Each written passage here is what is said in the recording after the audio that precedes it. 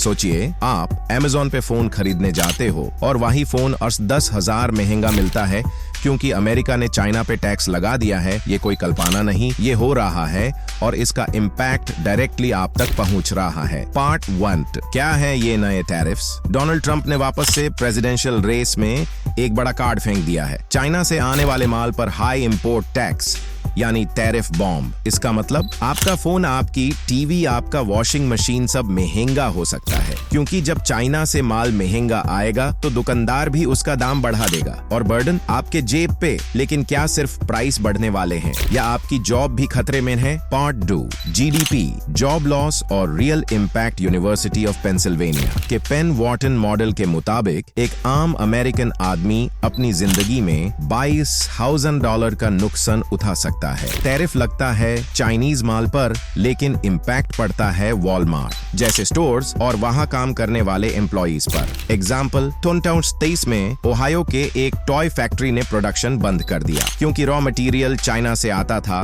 और टैरिफ ने उसका कॉस्ट डबल कर दिया। रिजल्ट, 140 लोगों की नौकरी गई। तो क्या ट्रंप इकोनॉमी बचा रहे हैं या वोटर्स को बहला रहे हैं? पार्ट 3, पॉलिटिकल स्ट्रेटेजी या इकोनॉमिक सुइसाइड। ट्रंप के सपोर्टर्स कहते हैं चाइना को सबक सिखाना जरूरी है, लेकिन इकोनॉमिक्स के स्टूडेंट के लिए सवाल है, ये देश की इकोनॉमी को रिवर्स गियर तो नहीं डाल रहा? 2018 में भी ऐसे ही टैरिफ्स लगे थे। चाइना ने रिटेलिएशन में अमेरिकन सोया बीन्स पे टैक्स लगाया। फार्मर्स को बिलियंस का नुकसान हुआ, गवर्नमेंट को बेल आउट देना पड़ा। लेकिन क्या इस बार ट्रंप ने कोई नया प्लान बनाया है? पार्ट 4, क्या कोई रास्ता है? काफी एक्सपर्ट्स कहते हैं टैरिफ से बेहतर है टेक इन्वेस्टमेंट और एजुकेशन रिफॉर्म्स। जितना पैसा टैरिफ से उठाते हैं उसे मैन्युफैक्चरिंग हब्स को अपग्रेड करो, इससे जॉब क्रिएट होती है, प्राइसेस नहीं बढ़ते। Did you know? Fast facts section. Did you know China से 70% इलेक्ट्रॉनिक्स पार्ट्स यूएस में असेंबल होते हैं। 60%